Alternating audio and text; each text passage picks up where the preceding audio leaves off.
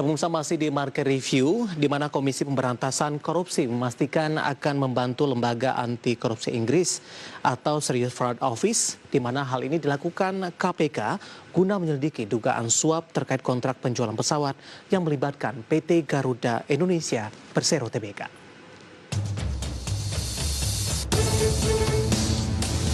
Komisi Pemberantasan Korupsi memastikan akan membantu lembaga anti rasuah Inggris atau Serious Fraud Office. Hal ini dilakukan KPK guna menyelidiki dugaan suap terkait kontrak penjualan pesawat antara produsen pesawat asal Kanada Bombardier dengan PT Garuda Indonesia Persero Tbk. Seperti diketahui, kerjasama antara KPK dan SFO telah terjalin dalam penanganan sejumlah kasus, termasuk kasus suap pengadaan pesawat dan mesin pesawat yang melibatkan Garuda Indonesia pada periode 2004-2015 yang menjerat mantan Direktur Utama Emir Syahsatar, mantan Direktur Teknik dan Pengelolaan Armada Hadinoto Sudikno, serta pendiri PT Mugi Rekso Abadi Sutikno Sudarjo. Pelaksana tugas juru bicara penindakan KPK Ali Fikri mengatakan bahwa pihaknya sejauh ini telah menjalin kerjasama dengan sejumlah otoritas luar negeri dalam menangani kasus korupsi lintas negara, baik secara agent to agent maupun antar lembaga melalui perjanjian bantuan timbal balik.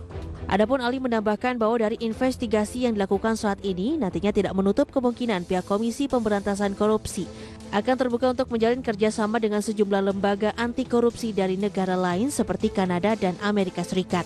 Berbagai sumber, IDX Channel.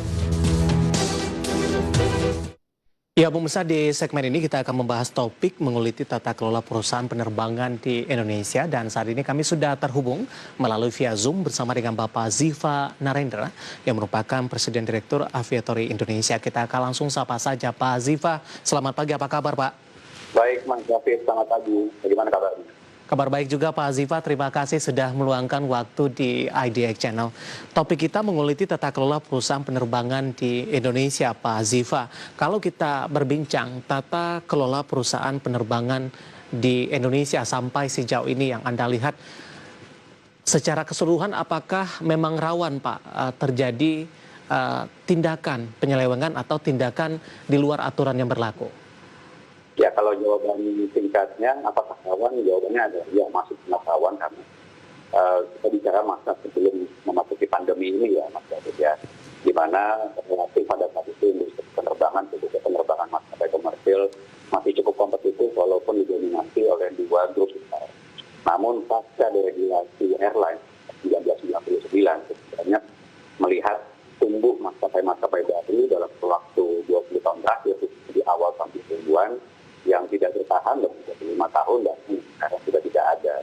Jadi persaingan itu memang sangat ketat sekali, dan bahkan di antara dua kubu besar kita bisa di sini antara grup Garuda Indonesia misalnya dengan grup dari Lion Air Group yang adalah maskapai swasta, ini cukup sangat ketat sekali. Dengan adanya persaingan seperti ini tentunya ada celah-celah di mana terjadi kerawanan untuk praktek kasus yang kita tahu.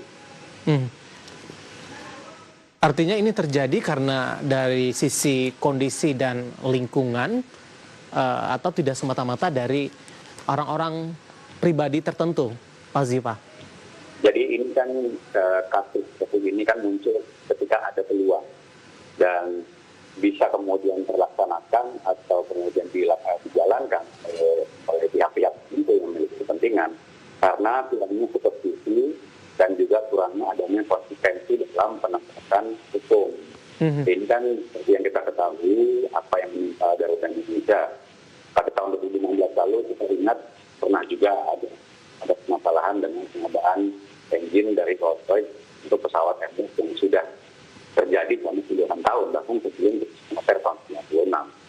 Nah, artinya apa yang terjadi pada tahun ini mungkin dampaknya tidak terlihat 5-10 tahun ke depan, misalnya yang terjadi dengan pengadaan pesawat Bombardier ini. Anda melihat di sini adanya fungsi pengawasan cukup lemah, Pak? Saya melihat masih cukup lemah, dan fungsi pengawasan dan tentunya juga walaupun kita punya set regulasi, khususnya di regulasi penerbangan sipil yang sudah mengacu pada regulasi internasional, namun realitanya menurut pengamatan kami di lapangan itu masih sangat lemah pengawasan yang ada penegakannya dan belum konsisten. Jadi masih ada kita lihat penekanan pada aspek tertentu atau pada maskapai tertentu misalnya, tapi hal yang sama itu tidak diterapkan pada waktu berbeda atau dengan yang berbeda. Bukan masalah pilih kasih kan atau pandang bulu gitu, tapi masih belum konsisten. Nah itu saya kira masih ada ruang untuk introspeksi dan perbaikan dari sisi pengawasan dan regulasi. Perbaikan apa yang bisa dilakukan untuk meningkatkan pengawasan ini, Pak Ziva? Ya tentunya kita melihat kan kalau dari audit internasional ICO atau US Universal Safety Oversight Audit Program yang OAP, aspek dari pelaksanaan regulasi yang masih lemah di saat ini atau masih perlu perbaikan adalah dari administrasi, operasi, dan pengawasan.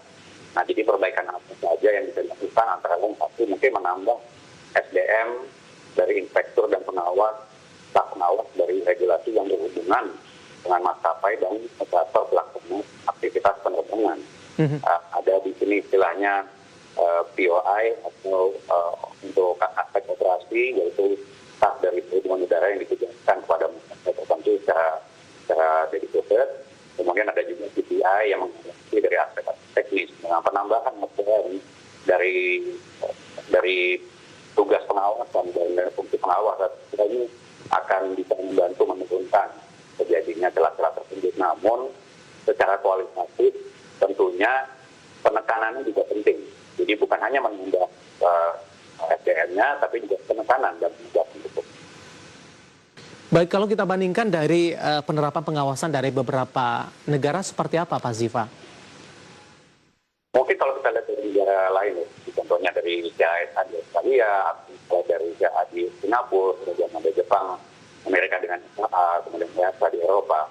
Sebetulnya dari situ, secara struktur itu mirip sekali, karena kita mengacu pada satu hukum penerbangan, yaitu Civil Aviation Safety Regulation dari ICAO, di mana semua negara di bawah anggota PBB yang memiliki divisi penerbangan sipil pasti mengacu pada ICAO. Jadi secara struktur itu sebetulnya sudah sangat mumpuni.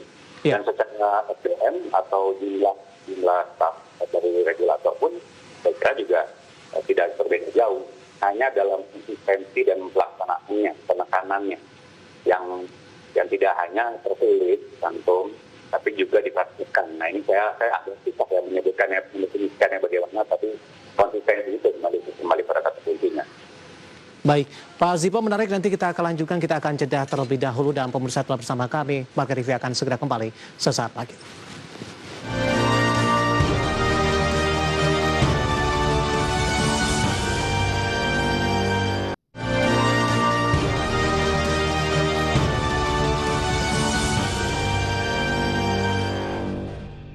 Ya, kita sudah sampai di segmen terakhir di Marga Rivi dan kita masih berbincang bersama dengan Bapak Ziva Narendra, Presiden Direktur Aviator Indonesia, dan kita masih membahas menguliti tata kelola perusahaan penerbangan di Indonesia. Pak Ziva, kita lanjutkan kembali, Pak. Baik, silakan. Ya, tadi kita sudah membahas bagaimana gambaran secara garis besar tata kelola perusahaan penerbangan di Indonesia. Kemudian juga kita bandingkan juga dengan beberapa negara lainnya dari sisi fungsi pengawasan yang perlu ditingkatkan kembali begitu. Dari sisi tata kelola, Pak, sampai sejauh ini di Indonesia menuju ke arah perbaikan atau masih dalam kondisi yang sama, Pak Ziva? Menuju perbaikan ya, khususnya dengan adanya pandemi ini dan sesuai dengan instruksi Pak Presiden yang ditujukan kepada Pak Menteri dan juga diturunkan kepada Pak Dirjen beberapa waktu lalu. Pandemi ini juga merupakan membuka kesempatan untuk berintrospeksi dan merapikan tata kelola dari pengelolaan industri penerbangan kita, khususnya penerbangan sipil. Jadi saya melihat ini ada peluang dan saya lihat ada langkah-langkah korektif baik dari tata infrastruktur, kemudian dari best practice maskapai, kemudian Undang-Undang Cipta Kerja kemarin juga membuka peluang-peluang baru di mana investasi bisa masuk, namun juga compliance atau kesehatan atau kesinambungan dari perusahaan penerbangan atau operator penerbangan itu bisa lebih terjamin begitu ya. Namun kembali lagi tata kelola dari maskapai atau dari perusahaan itu sendiri yang kita sebut dengan corporate governance dan best practice, tentunya itu kembali ke filsafat dan pelaksanaan masing-masing perusahaan.